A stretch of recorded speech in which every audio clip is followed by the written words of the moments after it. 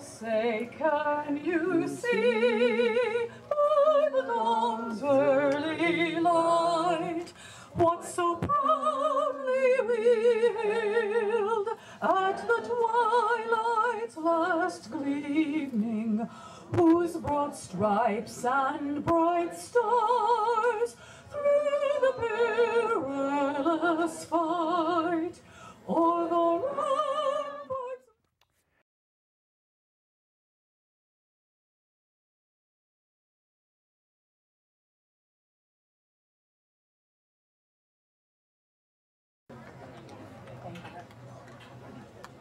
Oh, say, can you see by the dawn's early light what so proudly we hailed at the twilight's last gleaming, whose broad stripes and bright stars through the perilous fight o'er the ramparts.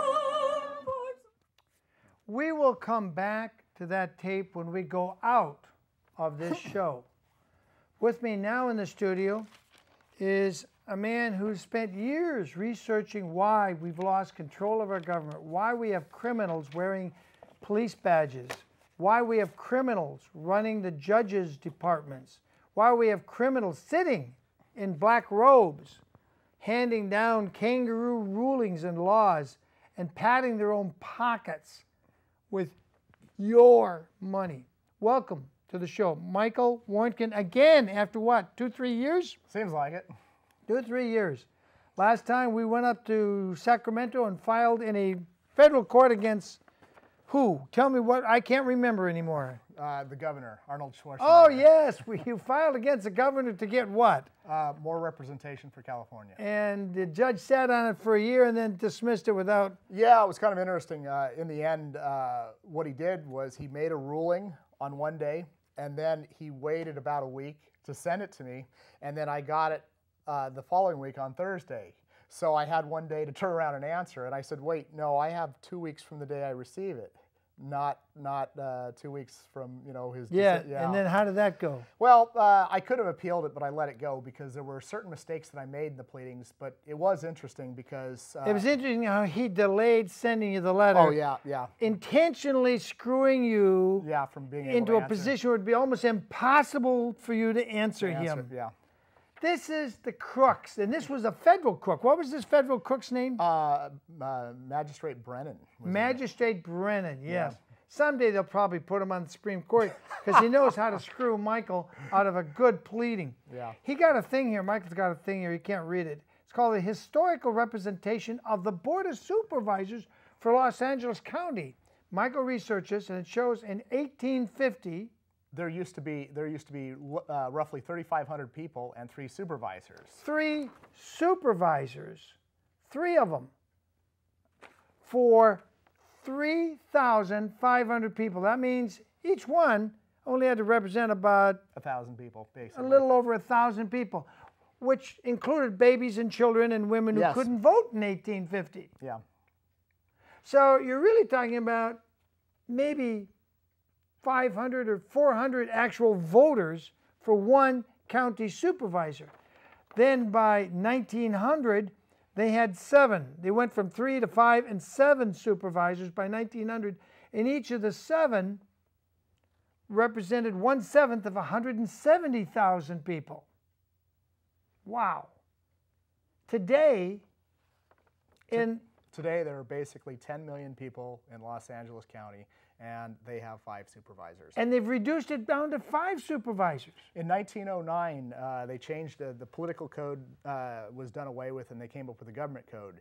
And the old political code actually allowed the number of supervisors to increase as the population increased. But in 1909, they did away with that, and they created government code 25,000A, which says every county shall have 5 supervisors. So in California right now, Alpine County, which has 1,200 people, less than 1,200 people, they have 5 supervisors. And LA County, with 10 million people, has 5 supervisors. I think Alpine County is well represented. Yes. They don't have cops who beat up people. That's right, they don't. Isn't that amazing? when you have a legislative branch, you know, and I get into this, and I'm very succinct about it. We have three branches of government. We have the executive, judiciary, and the legislative. The executive branch is the most dangerous branch of government. The legislature is the most important branch. There's supposed to be more representatives of the legislature than the other branches. Today, we have more federal agencies than we have U.S. House members. Yeah, that's wrong, and that's why we have people being beat to death by criminals hiding behind their police badges. Yeah, there's in just the state of California, we have 40 senators and 80 assembly members, which was what I was basically challenging in my federal court case, and we have 516 different boards, agencies, you know, the Fish and Game Board, Coastal Commission, 516 of these things, and yet we only have 120 people that we actually elect. So can the 120 people actually watch the 516 boards, commissions, and federal agents, or excuse me, state administrative agencies? Not only no, but hell no. So, yeah, absolutely. And the other thing is too, at the state level, that's where the real big problem is. You know, I think the smallest city, the smallest fully recognized city is Ileton, and it's got 800 people. And they have, guess what, the bare minimum. They have a mayor and 4 city council members. On the other end of the extreme is LA County, or excuse me, LA City, which has, it has 3 million people, and I think it's got 15 city council members. So 1 for every 200,000. You know, and I did an overview of all the cities, and basically 60 to 70% of the cities in California have the bare bones minimum, which is 5. 60 to 70% of our cities have just 5 city council members. Beyond that, I think it's another 20 to 30% that have 7. So like, you know, Santa Barbara, they have 7. And then beyond that, there are about 3 cities that have 9 city council members. So it's Sacramento, Oakland, and Berkeley have 9. And then LA has 15. Chicago has 50. New York has 51. What we don't do is we don't add more representatives. And what we do is we add more cops. And it's not just cops, it's everybody who's part of the executive branch of government. And let me be very clear, the executive branch executes.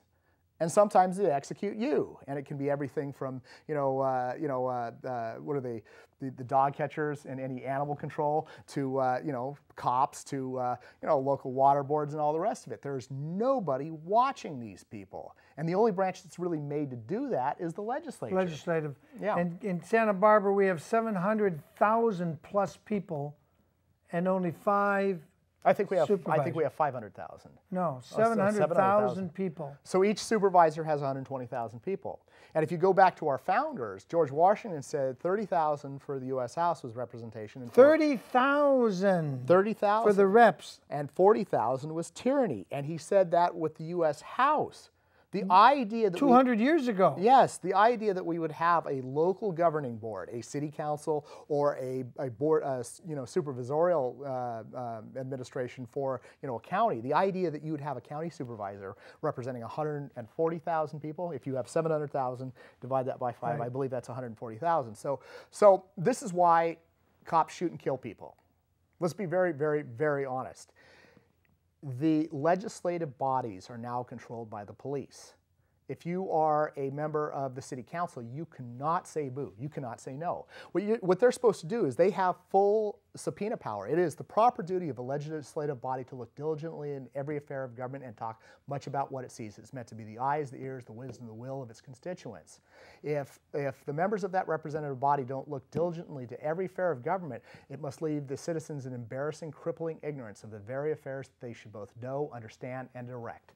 And that's a great quote from a U.S. Supreme Court case, U.S. versus Roomley, because 1953, it is the proper duty of the legislature to look into all these things. We're supposed to have taxation with representation. That was the point. So we would have taxes, we'd pay them. So we don't really have representation, so our government really isn't legitimate anymore, is it? That is a fair statement. Yeah. I mean, if you don't have representation, and clearly we don't. David Silva had no representation. Yeah. He had nobody to turn to. And if you don't have representation, then we might as well pick up our guns. That's one way to solve it. And clean house like we did 225 years ago when King George said, I'm going to appoint your judges, Yeah. and I'm going to tell you what your tax rate will be. Yeah. And that was the exact reason we went to war against our own government, which at that time was the British government of King George III. That's exactly where we're at today. So let's and it's not just having an inadequate number of representatives. We'll take it a step further. It's all these little perverse little systems that they create that completely defeat the checks and balances.